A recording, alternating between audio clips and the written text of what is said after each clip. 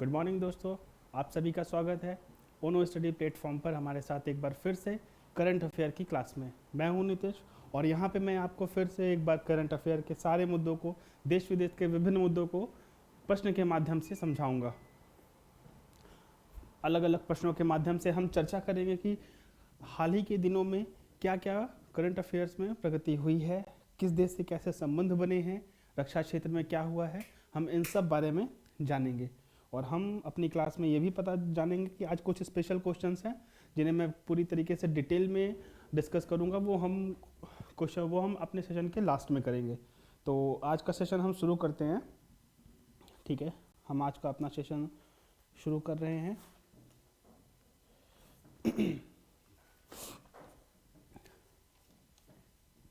ठीक है, हमारा पहला क्वेश्चन है हाल ही में चर्चा में रही तुशील क्या है।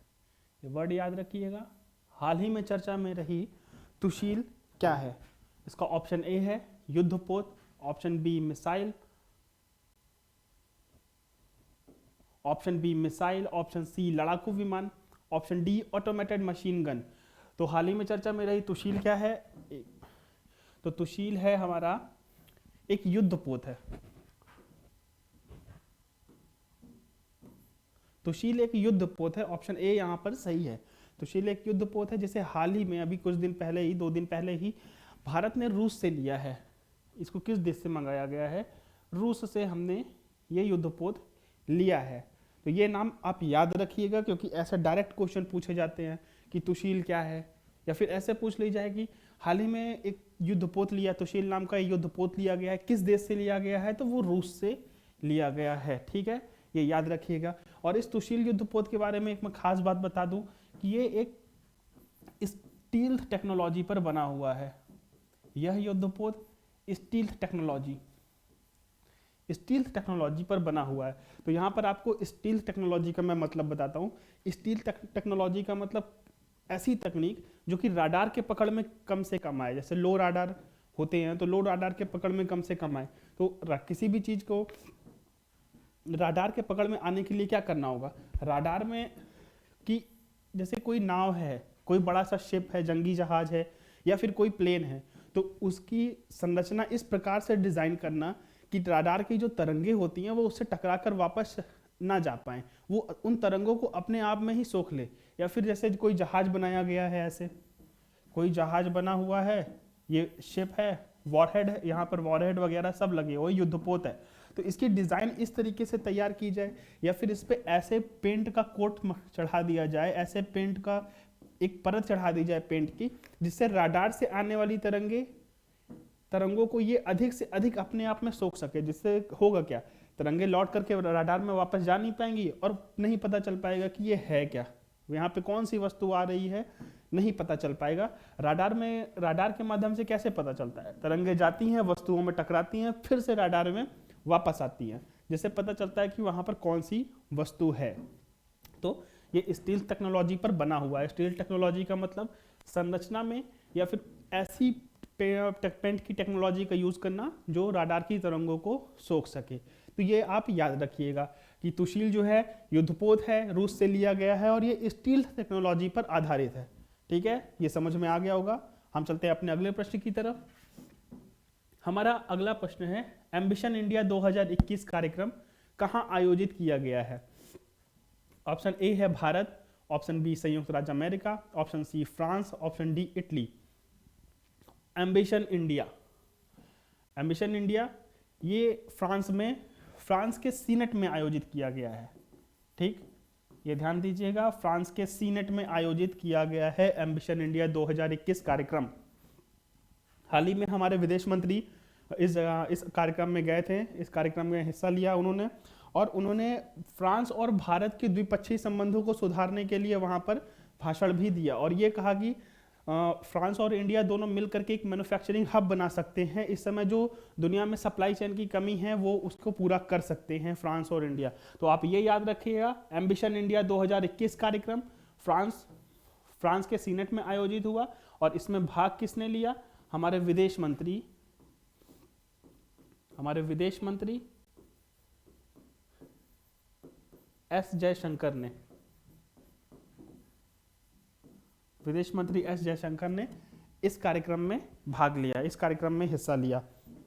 आपको ये याद होना चाहिए, आपको ये पता होना चाहिए कि एम्बिशन इंडिया कार्यक्रम फ्रांस के सीनेट में आयोजित हुआ था और एस जयशंकर ने साहब ने इसमें भाग लिया था। हमारे विदेश मंत्री ने भारत के आर्थिक एजेंडों को वहाँ पर विस्तार से बताया गया। ठीक, ये क्वेश्चन वन लाइनर था, याद हो गया होगा। हम अपने अगले प्रश्न की तरफ चलते हैं। हमारा अगला प्रश्न है, व्यवसायों पर जलवायु परिवर्तन के प्रभावों की रिपोर्ट करने के लिए बैंकों, बीमा कंपनियों और निवेश प्रबंधकों हेतु कानून बनाने वाला पहला देश कौन सा है? जैसा कि अभी आप सबको पता है कि यहाँ पर अभी जलवायु परिवर्तन के लिए यूएनएफसीसी का शिखर सम्मेलन हुआ था ग्लासगो में, हमने पिछली क्लास में चर्चा की थी। तो उसी से संबंधित ये है कि व्यवसायों पर जलवायु के परिवर्तन के प्रभावों की रिपोर्ट करने के लिए बैंक, बीमा कंपनियों, निवेश और प्रबंधकों हेतु कानून बनाने वाला पहला देश कौन है? ऑप्शन ए है New Zealand, option B Australia, option C Brazil, option D Canada. तो इसका सही ऑप्शन होगा, सही आंसर होगा न्यूजीलैंड। देखिए न्यूजीलैंड ने क्या किया है कि वहाँ की जो भी बीमा मतलब व्यवसाय है, व्यवसाय कौन कौन से? बैंक, बीमा कंपनियां और निवेश प्रबंधन, जो इन्वेस्ट मैनेजमेंट कंपनियां हैं, बैंक हैं और जो कि इंश्योरेंस कराती हैं, इन सब के काम करने में कितने मतलब जलवायु परिवर्तन की उन सब के कामों पर जलवायु परिवर्तन का क्या प्रभाव पड़ता है, इन सब की रिपोर्ट एक तैयार करवा रहा है। तो वो है देश न्यूजीलैंड, एक पहला ऐसा देश है जिसने ऐसा काम किया है। तो आप ये याद रखिएगा, ये ऐसा देश जो जलवायु परिवर्तन के प्रभावों की रिपोर्ट करने के लिए बैंक, बीमा और इन्वेस्ट मैनेजमेंट कंपनियों को के प्रबंधन हेतु कानून बनाया है। तो कौन सा देश है? न्यूजीलैंड। आपको याद रखना है, ये पूछा जा सकता है, इंपॉर्टेंट क्वेश्चन है, यहाँ पर ये इंपॉर्टेंट क्वेश्चन बन जाता है। हाँ तो ठीक है, हमारा अगला प्रश्न है समुद्रयान मिशन। देखिए समुद्रयान मिशन किस मंत्रालय ने प्रारंभ किया है? किस मंत्रालय ने प्रारंभ किया? देखिए डायरेक्ट मिनिस्ट्री पूछा है, बट ये क्वेश्चन काफी डीप में है। समुद्रयान मिशन, ठीक है। ऑप्शन ए यहाँ पर देखते हैं। ऑप्शन ए है पृथ्वी विज्ञान मंत्रालय, ऑप्शन बी पर्यावरण एवं जलवायु परिवर्तन मंत्रालय, ऑप्शन सी पेट्रोलियम एवं प्राकृतिक गैस मंत्रालय, ऑप्शन डी खनन मंत्रालय। तो सीधे सीधे समझ में आ गया होगा कि ये समुद्र से रिलेटेड है समुद्रयान मिशन हमारा। तो इसके लिए, इसको लागू कराने के लिए कौन सा मंत्रालय जिम्मेदार है? तो पृथ्वी विज्ञान मंत्रालय, ministry of earth science. Ministry of earth science का ये मिशन है। मिनिस्ट्री ऑफ अर्थ साइंस ने समुद्रयान मिशन को प्रारंभ किया है, ठीक है, चेन्नई से। कहां से प्रारंभ किया है? तो चेन्नई से समुद्रयान मिशन, चेन्नई से प्रारंभ किया है समुद्रयान मिशन को। इसमें हम करेंगे क्या? देखिए इससे पहले एक चीज और जान लीजिए कि इससे पहले कुछ ही देश है, जैसे यूएसए, चीन, यूके, ये सब कुछ ऐसे देश हैं जो भारत से पहले ना समुद्रयान मिशन में क्या होगा कि मानव को पनडुब्बी में बैठा करके समुद्र की सतह तक ले जाया जाएगा। सतह का मतलब काफी गहराई में, न कि सतह पर, काफी गहराई तक ले जाया जाएगा। इससे पहले कुछ ही देश ऐसा कर चुके हैं, जिसमें अमेरिका, रूस, जापान, चीन,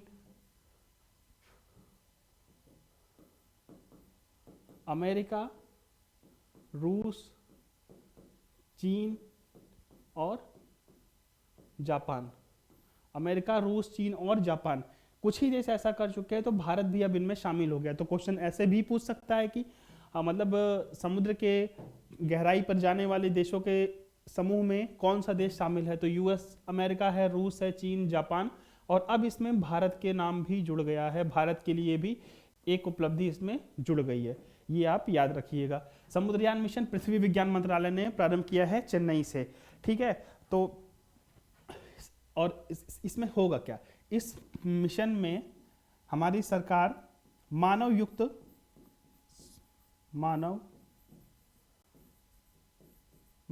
मिशन है ये। हमारी सरकार मानवों को समुद्र के भीतर भेजेगी।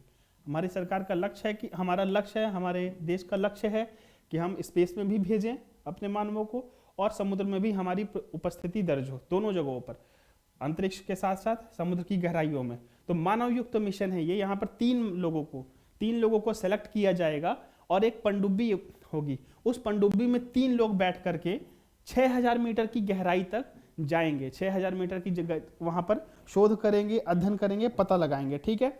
और इसका उद्देश्य क्या है कि समुद्र के गहरे हिस्से में जो भी खनिज हैं खनिज और दुर्लभ खनिजों के साथ साथ पनडुब्बी को भेजा जाएगा, दुर्लभ खनिजों की खोज के लिए पनडुब्बी को भेजा जाएगा, जिससे वहाँ के जो पॉलीमेटालिक नोड्यूल्स हैं और हाइड्रोकार्बन्स हैं, गैस हाइड्रेट्स मिलती हैं समुद्र की तलियों में, वो हमें प्राप्त हो सके, हमारे आर्थिक संसाधन इससे बेहतर हो सके। साथ ही साथ इसका उद्देश्य ये भी है कि समुद्रयान मिशन का एक और उद्देश्य है कि ये ब्लू इकोनॉमी को हमारे बढ़ावा दे सके। ब्लू इकोनॉमी का मतलब जो समुद्र आधारित अर्थव्यवस्था होती है, जैसे समुद्र आधारित समुद्री संसाधनों का समुचित प्रयोग करना, कि संवहनी तरीके से प्रयोग करना, समुद्र को हमारे साफ सुथरा रखना, समुद्री पर्यटन को बढ़ाना, तो ये सारी चीज़ें ब्लू इकोनॉमी में शामिल होती हैं। इसकी चर्चा हम कभी डीप में फिर से करेंगे, लेकिन अभी के लिए आप ये जानिए कि मानव युक्त मिशन है, इसके लिए एक पनडुब्बी भेजी जाएगी और उस पनडुब्बी का नाम होगा, उस पनडुब्बी का नाम है, इसके लिए एक पनडुब्बी भेजी जाएगी, उस पनडुब्बी का नाम है मत्स्य 6000। ठीक है, मत्स्य 6000 एक पनडुब्बी है यहाँ पे, वो भेजी जाएगी और ये मत्स्य 6000 पनडुब्बी 6000 मीटर की गहराई तक जाएगी।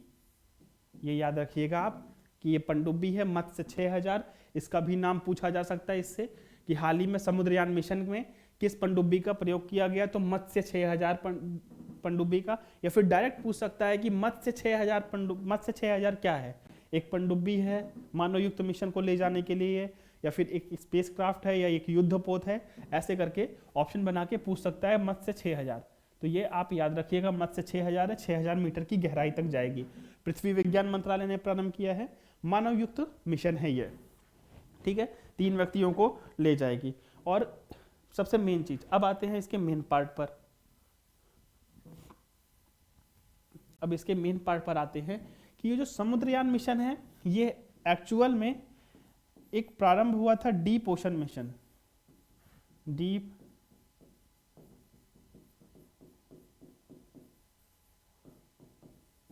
डीप ओशन मिशन प्रारंभ हुआ था। गहन सागर अभियान वही पृथ्वी विज्ञान मंत्रालय के द्वारा प्रारंभ हुआ था ये। तो ये समुद्रयान मिशन इस डीप ओशन मिशन के का ही एक भाग है, ये आप याद रखिएगा। ये पीसीएस के एग्जामों में ऐसे ही पूछा जा सकता है कि Samudrayaan mission deep ocean mission का भाग है, कथन एक। ठीक, फिर अगला कथन दिया जा सकता है कि किस मंत्रालय के द्वारा पूछा गया है, ऐसे करके। तो ये हमारा डीप ओशन मिशन का एक हिस्सा है, जिसे जून 2021 में लॉन्च किया गया था, जून 2021 में डीप ओशन मिशन।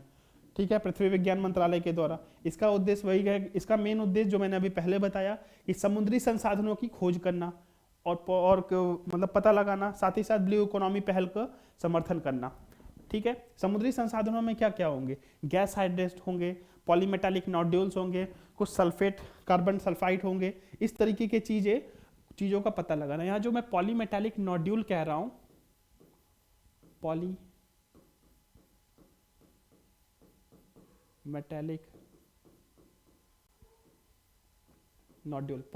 नोड्यूल, तो ये समुद्र की सतह पर, समुद्र की जैसे ये सतह है, तो यहाँ पर मतलब काफ़ी सारे गोले, जैसे छोटे छोटे गोले कंकड़ पत्थर भी पड़े होंगे ऐसे। तो उन जो गोले हुए हैं समुद्र के नीचे, समुद्र की सतह पर पेट्रोलियम में सने हुए जो गोले होंगे, तो उस एक गोले में, मान लीजिए इतना बड़ा अगर कोई एक गोला है, तो उसमें काफ़ी सारे, मतलब एक ही गोले में कई धातु हमें प्राप्त हो सकती है। मैग्नीज प्राप्त हो सकता है, उसी में सोना हो सकता है, उसी में चांदी भी हो सकता है, या फिर उसमें आयरन भी हो सकता है। तो एक गोले में कई सारे मेटल होंगे, तो इसीलिए कहा गया है कि इसे पॉलीमेटालिक नोड्यूल। तो ये आप याद रखिएगा, इतना अभी आपके लिए काफ़ी है कि समुद्रयान मिशन किस मंत्रालय ने प्रारंभ किया है, तो पृथ्वी विज्ञान मंत्रालय ने प्रारंभ किया है। ठीक है, इसमें होगा क्या, इसमें 3 लोगों को समुद्र के भीतर भेजा जाएगा एक सबमरीन में। उस सबमरीन का नाम क्या होगा, उस सबमरीन का नाम होगा मत्स्य 6000। मत्स्य 6000 को 6000 मीटर की गहराई तक भेजा जाएगा। और ये समुद्रयान मिशन किसका हिस्सा है, डीप ओशन मिशन का हिस्सा है, जिसे जून 2021 में लॉन्च किया गया था। ठीक है, इसका उद्देश्य क्या है, गहन समुद्री संसाधनों का समुचित प्रयोग करना, साथ ही साथ ब्लू इकोनॉमी पहल को बढ़ावा देना। ठीक, तो ये आप इतनी जानकारी आप नोट भी करते चलिए, इन जानकारियों को आप नोट कर लीजिए, तो वो आपके लिए बेहतर होगा, रिवाइज करने में आसानी होगी, प्रश्न के साथ साथ आपको जानकारी भी मिल जाएगी। ठीक है, ये चीज़ें समझ में आ गई होगी। हम अपने अगले प्रश्न की तरफ चलते हैं। ठीक, हमारा अगला प्रश्न है, दक्षिण रेलवे की पहली एकीकृत प्रबंधन प्रमाणित ट्रेन कौन सी है? ठीक, दक्षिणी रेलवे की पहली एकीकृत प्रबंधन प्रमाणित ट्रेन कौन सी है? तो ऑप्शन ए है इसका Chennai Mysore Shatabdi express, option B Vaigai superfast express, Chennai Coimbatore express, Coimbatore Jan Shatabdi express. ठीक, तो इसका सही आंसर क्या होगा? तो इसका सही आंसर होगा option A Chennai Mysore Shatabdi express, और ये दक्षिण रेलवे की पहली है, ये याद रखिएगा। एकीकृत प्रबंधन प्रमाणित ट्रेन है जिसको एकीकृत प्रबंधन का प्रमाण मिल चुका है, ये आपको पता होना चाहिए। और साथ ही साथ ये पता होना चाहिए कि दक्षिण रेलवे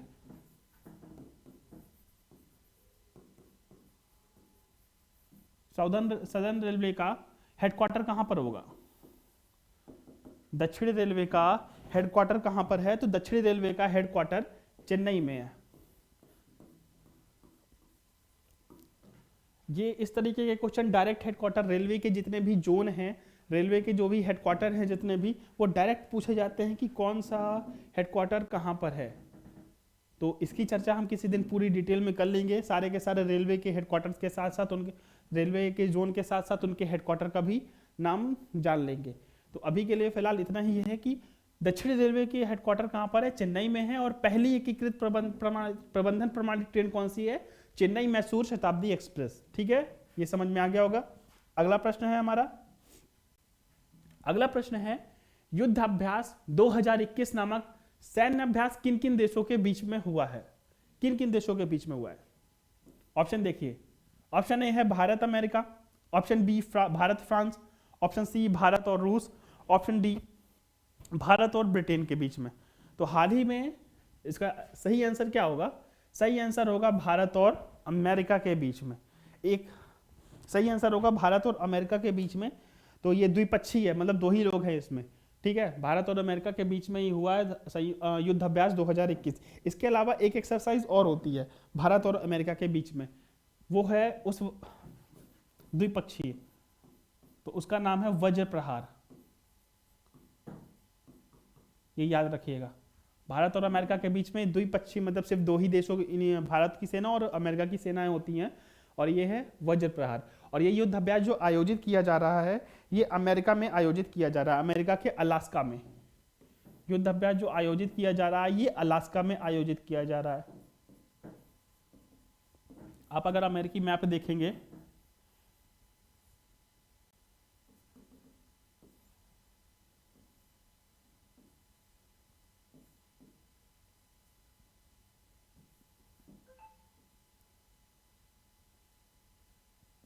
ये रहा अमेरिका का मैप। तो यहाँ से यहाँ तक ये अमेरिका तो है ही है, साथ में अमेरिका का ये हिस्सा जो कनाडा से लगा हुआ है, ये तो हो गया कनाडा, ये अमेरिका, और ये रहा अलास्का, ये भी अमेरिका का ही हिस्सा है। ठीक है, तो यहाँ पर क्या जा रहा है, और ये बहुत ही ठंडा इलाका है, बर्फीला, हमेशा बर्फ से ढका रहता है। ठीक, हमेशा बर्फ से ढका हुआ रहता है। तो यहाँ पर अलास्का में आयोजित किया जा रहा है ये युद्ध अभ्यास 2021 भारत और अमेरिका में। इसके अलावा एक और अभ्यास है वज्र प्रहार, जो भारत और अमेरिका के बीच में होता है। ठीक है, ये समझ में आ गया होगा। तो हम अपने अगले प्रश्न की तरफ चलते हैं। हमारा अगला प्रश्न है, आसियान देशों का 18वां वर्चुअल सम्मेलन किस देश की अध्यक्षता में आयोजित किया गया? किस देश की अध्यक्षता में आयोजित किया गया? तो ऑप्शन ए है वियतनाम, ऑप्शन बी है थाईलैंड, ऑप्शन सी है म्यांमार, ऑप्शन डी ब्रुनोई। आपको यह बताना है कि 18वां शिखर सम्मेलन कब आयोजित किया गया। 18वां शिखर सम्मेलन वियतनाम, थाईलैंड, म्यांमार, ब्रुनोई। तो ये आयोजित किया गया है ब्रुनोई के द्वारा। अध्यक्षता इसकी हुआ है एक्चुअल में वर्चुअली, बट इसकी अध्यक्षता की है ब्रुनोई ने। एक मिनट माफ कीजिएगा,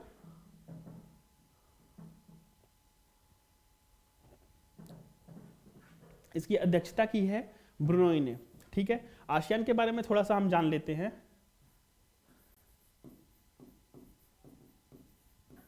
आसियान देश हैं कौन कौन से? तो आसियान जो है ये दक्षिण पूर्व एशिया के देश हैं, दक्षिणी पूर्व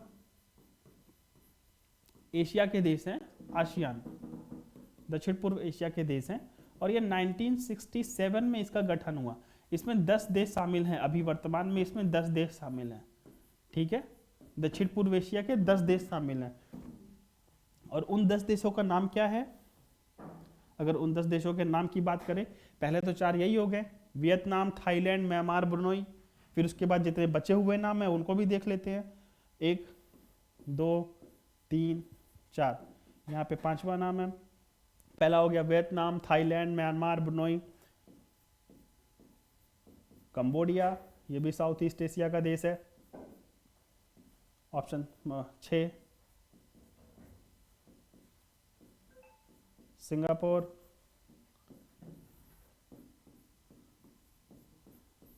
मलेशिया,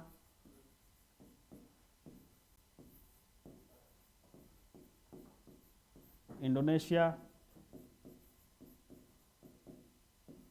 और 9वां नंबर क्या बच रहा है? Vietnam, Thailand, Myanmar, Brunei, Cambodia, Laos, एक हमारा ये देश है Laos.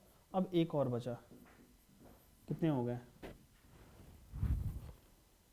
Myanmar, Thailand, Cambodia, Laos, Vietnam, Indonesia.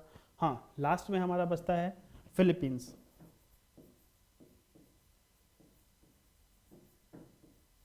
Philippines. तो ये 10 देश हैं, Vietnam, Thailand, Myanmar, Laos, Cambodia, Vietnam, Cambodia, Singapore, Malaysia, Indonesia, Laos और फिलीपींस। तो ये 10 देशों का समूह है दक्षिण पूर्वी एशिया का। दक्षिण पूर्वी एशिया मतलब अगर हम मैप में देखेंगे तो ये अरेबियन प्रायद्वीप है, अरेबियन प्रायद्वीप के बाद ये हमारा भारत है, और भारत के बाद यहाँ से आप देखेंगे तो ये म्यांमार शुरू हो जाता है। म्यांमार के बाद जो भी ये द्वीपीय देश है, छोटे छोटे यहाँ पर द्वीपीय देश हैं, यहाँ से ऐसे ये चीन हो जाएगा।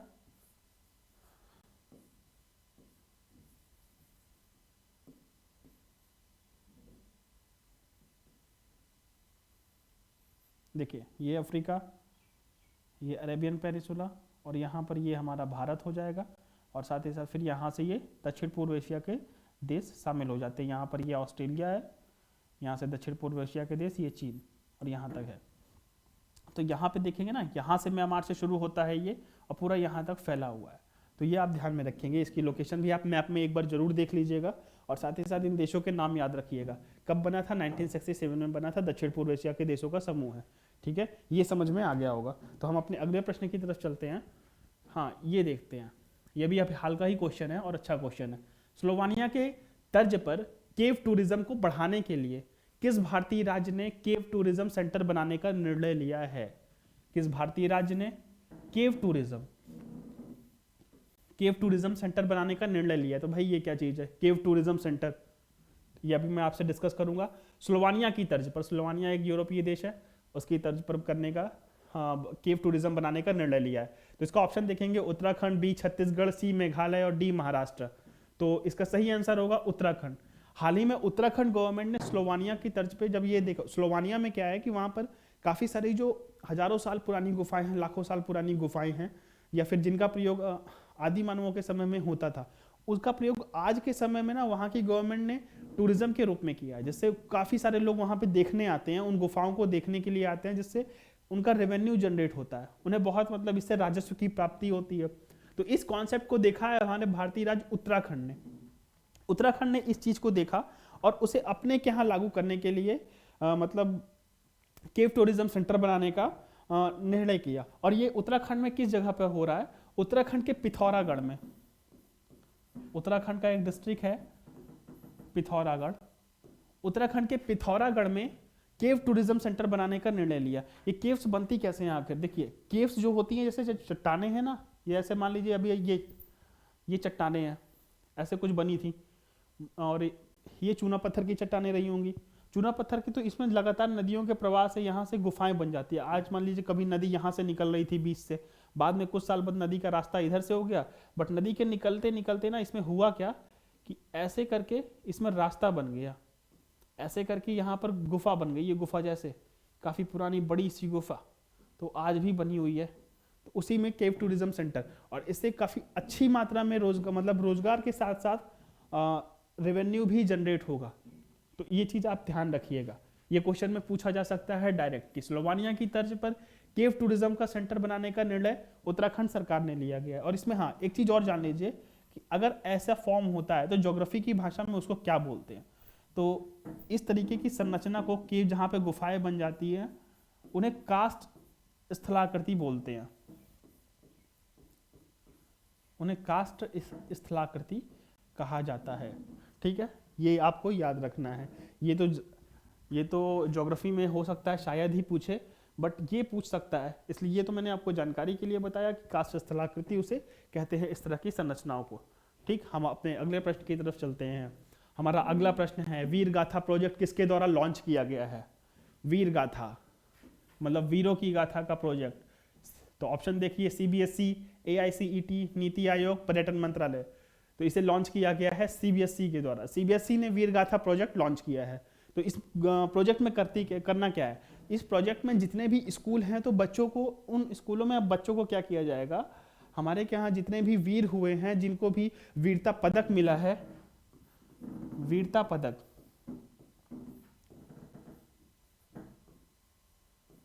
वीरता पदक, ब्रेवरी अवार्ड जिनको भी मिला है, तो उनकी गाथाओं के बारे में बच्चों को बताया जाएगा। ठीक है, तो ये आपको ध्यान देना है। वीर गाथा प्रोजेक्ट सीबीएसई ने प्रारंभ किया है। उससे क्या होगा कि जिन भी वीरों को वीर पदक प्राप्त हुआ है, उनकी गाथाओं के बारे में उन बच्चों को बताया जाएगा। ठीक, समझ में आ गया होगा। अगले प्रश्न की तरफ हम चलते हैं। हमारा अगला प्रश्न है, हाल ही में किस देश की सरकार ने वेल्थ टैक्स का प्रस्ताव लाया है? मतलब वेल्थ टैक्स मतलब आप जितना ज्यादा कमाते हैं ना, उतना ज्यादा टैक्स लगेगा। ठीक, तो ऑप्शन देखते हैं इसका। संयुक्त राज्य अमेरिका, बी है फ्रांस, सी स्वीडन, डी कनाडा। तो इसका सही उत्तर है संयुक्त राज्य अमेरिका। संयुक्त राज्य अमेरिका ने हाल ही में वेल्थ टैक्स का प्रस्ताव लाया है। ठीक, याद रखिएगा आप। और ये वेल्थ टैक्स का प्रस्ताव है, अगर अमेरिका में कोई भी $100 मिलियन कमा रहा है, $100 मिलियन कमा रहा है 3 सालों के लिए, 3 सालों के लिए अगर कमा रहा है, तो फिर उस पर वेल्थ टैक्स लगाया जाएगा। ठीक है, आपसे ये तो नहीं पूछेगा 100 मिलियन पर, लेकिन ये पूछेगा कि संयुक्त राज्य अमेरिका में वेल्थ टैक्स का प्रस्ताव लाया गया है। हालांकि ये तो मैंने आपको याद कर रखने के लिए बता दिया कि $100 मिलियन अगर 3 साल तक वो कमाता है, तो उसके ऊपर वेल्थ टैक्स अप्लाई हो जाएगा। ठीक है, यहाँ पर ये क्वेश्चन खत्म हुआ। अगला क्वेश्चन है, हमारा अगला क्वेश्चन है, हाल ही में चर्चा में रहा ट्राइगोनोपेट्रस कोरोना क्या है? इसके नाम के आगे भी कोरोना लगा हुआ है, तो है क्या ये? ऑप्शन देखते हैं। वायरस का एक प्रकार है, ये कोविड की एक वैक्सीन है, या फिर बीटल की एक प्रजाति है, कोरोना का एक टेस्ट है। आपने ऐसा कोई टेस्ट तो अभी सुना नहीं होगा, आरटीपीसीआर या रिवर्स टेक्नोलॉजी के आधार पर जो भी टेस्ट होते हैं, एंटीजन टेस्ट होते हैं, एंटीबॉडी टेस्ट होते हैं, लेकिन ऐसा टेस्ट तो अभी आया नहीं है, तो ये टेस्ट तो है ही नहीं। वायरस का प्रकार, अभी तक कोरोना वायरस के ऐसा कुछ निकला ही नहीं है कि मतलब उसका इतना बड़ा नाम रख दिया जाए ट्राइगोनोपेट्रस कोरोना, ये भी नहीं है। कोविड की वैक्सीन भी नहीं है, तो ये बचता है बीटल की प्रजाति। ये एक बीटल होता है, एक छोटा सा कीट होता है, छोटा सा कीड़ा होता है बीटल, तो उसकी एक प्रजाति है जिसे हाल ही में खोजा गया है। उसका नाम ट्राइगोनोपेट्रस कोरोना रख दिया गया है, क्योंकि इसे कोरोना टाइम पे ही खोजा गया था, जब कोरोना अपने पीक पर था तभी खोजा गया था। तो ट्राइगोनोपेट्रस कोरोना इसका नाम रखा गया है क्या? बीटल की प्रजाति। एग्जाम में डायरेक्ट पूछ सकता है कि ट्राइगोनोपेट्रस कोरोना क्या है। ठीक है, ये आपको याद रखना है कि एक बीटल की प्रजाति है। यहाँ पर ये क्वेश्चन खत्म हुआ। हमारा अगला question, the changing wealth of nation, the changing wealth of nation नामक किताब the changing wealth of nation report जारी की गई है, किसके द्वारा जारी की गई है? ये एक रिपोर्ट है, जारी की गई है, और ये रिपोर्ट है जलवायु परिवर्तन का विभिन्न देशों पर प्रभाव। ठीक है, इस रिपोर्ट का शीर्ष क्या है कि जलवायु का परिवर्तन का क्या प्रभाव पड़ रहा है, मतलब जलवायु प्रदूषण नहीं, माफ कीजिएगा, प्रदूषण का क्या प्रभाव पड़ रहा है, प्रदूषण का क्या प्रभाव पड़ रहा है अलग अलग देशों पर और उसकी मानव पूंजी पर। मानव पूंजी का मतलब समझ रहे हैं कि मानव पूंजी के मतलब कि जैसे एक व्यक्ति को यदि पढ़ाया जाता है, लिखाया जाता है, तो वो एक तरीके से उसमें इन्वेस्ट कर रहे हैं, किया जा रहा है कि ताकि वो पूंजी आगे चल करके, ताकि वो मानव पढ़ लिख करके देश के संसाधनों को बढ़ाने में अपना योगदान दे सके। ठीक है, ये समझ में आ गया होगा कि मानव पूंजी का मतलब क्या है कि, तो यही है, the changing wealth of nation report जारी की गई है वर्ल्ड बैंक के द्वारा, विश्व मुद्रा कोष, विश्व आर्थिक मंच, ऑप्शन सी विश्व आर्थिक मंच, और ऑप्शन डी जो है यूएनडीपी। तो इसका सही आंसर है विश्व बैंक के द्वारा, वर्ल्ड बैंक के द्वारा जारी की गई है। ठीक है, और इसमें क्या, इस रिपोर्ट में क्या चर्चा की गई है कि प्रदूषण का मानव पूंजी पर क्या प्रभाव पड़ रहा है, और इसमें ये बताया गया है, एक मिनट आप ये लिख देता हूं मैं, प्रदूषण का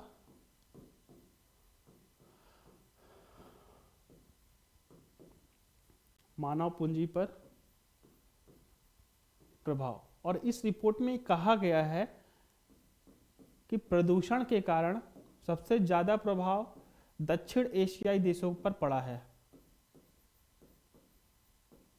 दक्षिण एशियाई देशों पर,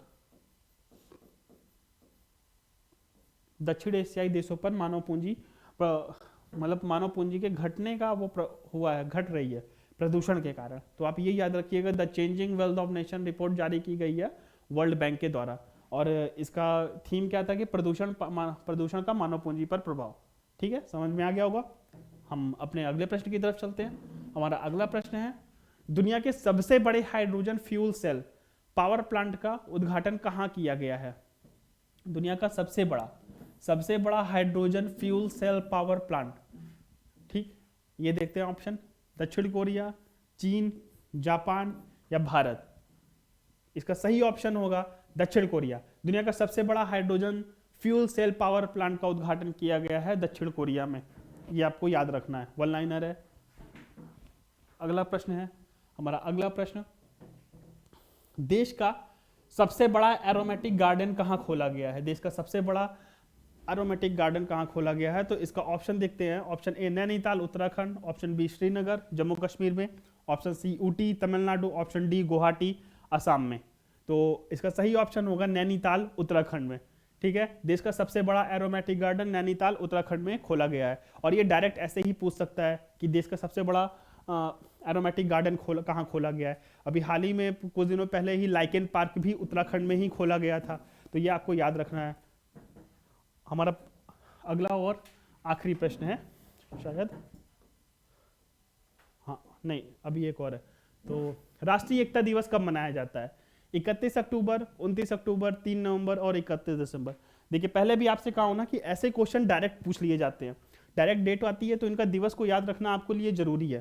तो 31 ये होगा इसका सही ऑप्शन, 31 अक्टूबर। और ये है हमारे देश के लौह पुरुष की जयंती, सरदार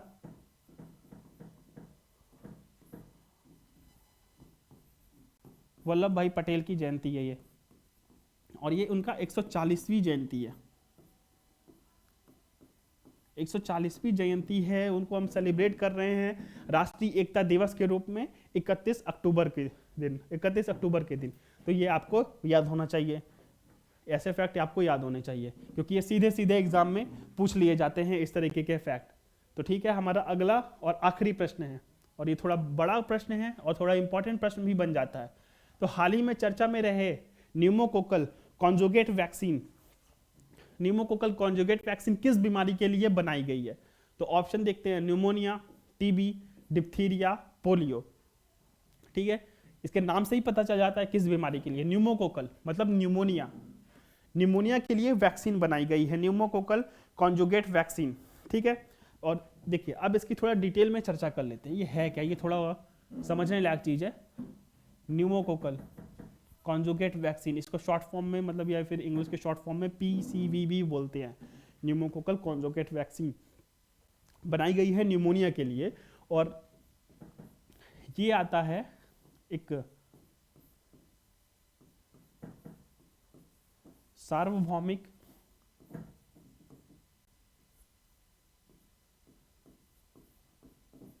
टीकाकरण, सार्वभौमिक टीकाकरण कार्यक्रम के अंतर्गत, सार्वभौमिक टीकाकरण कार्यक्रम के अंतर्गत ये वैक्सीन को, इस वैक्सीन को शामिल किया गया है हाल ही में। न्यूमोकोकल कॉन्जुगेट वैक्सीन को सार्वभौमिक टीकाकरण कार्यक्रम में शामिल किया गया है। अब इस कार्यक्रम में है क्या, पहले देखिए, पहले इस कार्यक्रम के तहत 10 टीके फ्री में लगते थे, 10 टीके जो थे वो फ्री में थे, लेकिन अब हो गए हैं 11 टीके। तो ये फैक्ट भी आपको याद रखने हैं। साथ ही इसके साथ साथ देखिए, नॉर्मल अगर वनडे एग्जाम होता है तो वहां पर ऐसे डायरेक्ट पूछ लेगा कि किस बीमारी के लिए ये बनाया गया, लेकिन अगर PCS के क्वेश्चंस को देखें तो वो देखेगा कि न्यूमोकोकल कॉन्जुगेट वैक्सीन जो है ऐसे देगा कि ये सार्वभौमिक टीका, कथन एक करके कि सार्वभौमिक टीकाकरण कार्यक्रम का भाग है, और इसके साथ ही साथ अब इस पर 11 टीके फ्री में लगाए जाएंगे। ऐसे क्वेश्चन भी दे सकता है। या फिर डायरेक्ट अगर वनडे की बात करें तो वहां पर डायरेक्ट नंबर्स पूछ सकता है कि न्यूमोकोकल वैक्सीन में सार्वभौमिक टीकाकरण कार्यक्रम के तहत अब कितने टीके फ्री में लगाए जा रहे हैं। तो 11 टीके फ्री, 11 बीमारियों के टीके फ्री में लगाए जाएंगे। और इससे होगा क्या कि हमारे देश में देखिए सबसे बड़ी दिक्कत यह है कि हमारे देश में बाल मृत्यु दर जो है वो न्यूमोनिया के कारण सबसे ज़्यादा हो जाती है। कभी न्यूमोनिया के कारण अधिक से अधिक होती है न्यूमोनिया के कारण 16% मृत्यु दर होती है न्यूमोनिया के कारण, ये याद रखिएगा। अगर 5 साल से कम आयु का बच्चा है, 0 से 5 साल, तो इसमें से 16% जो होते हैं वो न्यूमोनिया के कारण उनकी मृत्यु हो जाती है। 16% की मृत्यु न्यूमोनिया के कारण होती है। अब इस वैक्सीन के लगने से इस मृत्यु दर को, जो डेथ रेट है, डेथ रेट को 60% तक, 60% तक कम किया जा सकता है। 60% तक कम किया जा सकता है डेथ रेट को। 0 से 5 साल के बच्चों में 16% मृत्यु जो होती है न्यूमोनिया के कारण से होती है, लेकिन इस वैक्सीन के लिए लगने से अब 60% तक कम किया जा सकता है। और अब इसमें देखते हैं, देखिए न्यूमोकोकल वैक्सीन बनाई किससे जाती है, इसमें यह भी एक क्वेश्चन आता है, यह भी पूछ सकता है। तो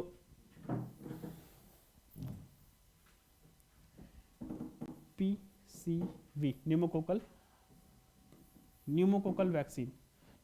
वैक्सीन बनाई जाती है एक बैक्टीरिया से, न्यूमोकोकी कुल के जीवाणुओं से। आपको ये ध्यान रखना है, ये न्यूमोकोकल वैक्सीन जो बनाई जाती है न्यूमोकोकी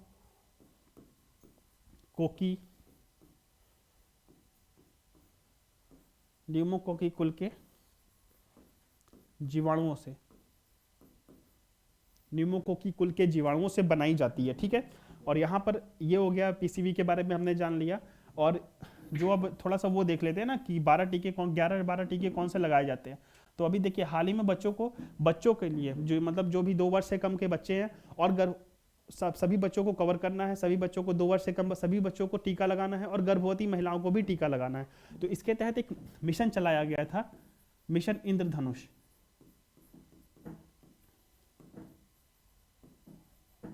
मिशन इंद्रधनुष चलाया गया है, मिशन इंद्रधनुष।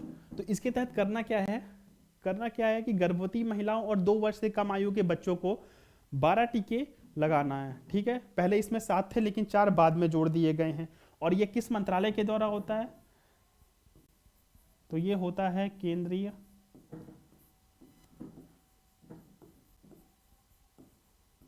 स्वास्थ्य एवं परिवार एवं स्वास्थ्य कल्याण मंत्रालय, केंद्रीय परिवार एवं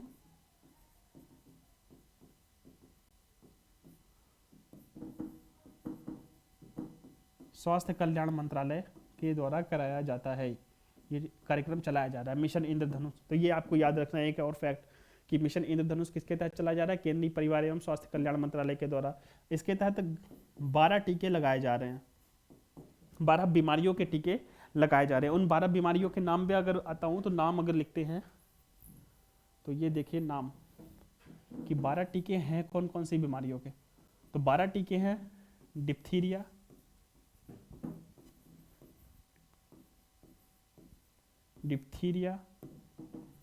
टिटनस, पोलियो,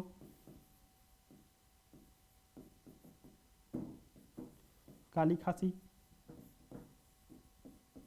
ठीक है, खसरा, रुबेला, 1 2 3 4 5 6, एक जापानी इंसेफ्लाइटिस, हेपेटाइटिस बी, ठीक है, हेपेटाइटिस बी है, और haemophilus influenza type A,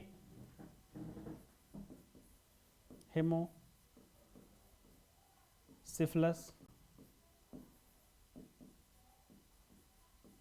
influenza type A, और रोटा वायरस। ये हो गए हमारे इंजेक्शंस, डिप्थीरिया, काली खांसी, hepatitis B, tetanus, polio, last में एक और बीमारी टीबी। इतनी बीमारियों के इंजेक्शंस लगाए जाते हैं। 12 बीमारियां हैं और 12 टीकों के इंजेक्शंस लगाए जाते हैं। ठीक है, और अभी हाल ही में कोविड-19 के दौरान मिशन इंद्रधनुष 3.0 लॉन्च किया गया था। तो इसमें यह कहा गया था कि कोविड के कारण टीकाकरण की रफ्तार धीमी हो गई थी, जिसमें करना क्या था कि उन जिन क्षेत्रों में टीकाकरण की रफ्तार धीमी हो गई थी उन क्षेत्रों में जाना था और फिर से वही 2 वर्ष से कम के आयु के बच्चों में और गर्भवती महिलाओं का टीकाकरण करना था पूरी तरीके से, ठीक है, जिससे कोई भी बच्चा, कोई भी गर्भवती महिलाएं टीकाकरण से वंचित ना हो, ठीक है। और इसके साथ ही साथ उस समय पीएम ने अभियान चलाया था कि सबको वैक्सीन, मुफ्त वैक्सीन, तो ये एक तरीके से वैसा ही है, ठीक है, सबको वैक्सीन और मुफ्त वैक्सीन की तरह ही है। तो ये आपको क्लियर हो गया होगा कि मैंने क्या बताया। न्यूमोकोकल कॉन्जुगेट वैक्सीन किस बीमारी के लिए है, तो ये है न्यूमोनिया के लिए। और इसके न्यूमोकोकल वैक्सीन में आपको ये बता चुका हूं कि भारत में 16% मृत्यु जो होती है न्यूमोनिया के कारण होती है। अब इस टीका के लगने से 60% ही मृत्यु दर में 60% की कमी आएगी। न्यूमोकोकल जो न्यूमोनिया बीमारी होती है वो न्यूमोकोकी कुल के जीवाणुओं के द्वारा होती है, ठीक है, मतलब ये एक जीवाणु जनित बीमारी है, ये आपको याद रखना है। न्यूमोनिया जो है जीवाणु जनित बीमारी है, ठीक है। और ये कॉन्जुगेट वैक्सीन है, सार्वभौमिक टीकाकरण कार्यक्रम के तहत लगाई जा रही है। इसमें जो मिशन इंद्रधनुष चलाया गया था इसके लिए टीका के लिए सार्वभौमिक टीकाकरण कार्यक्रम के अंतर्गत, वो स्वास्थ्य एवं परिवार कल्याण मंत्रालय के द्वारा चलाया गया था मिशन इंद्रधनुष, जिसके तहत 12 टीके लगाना था।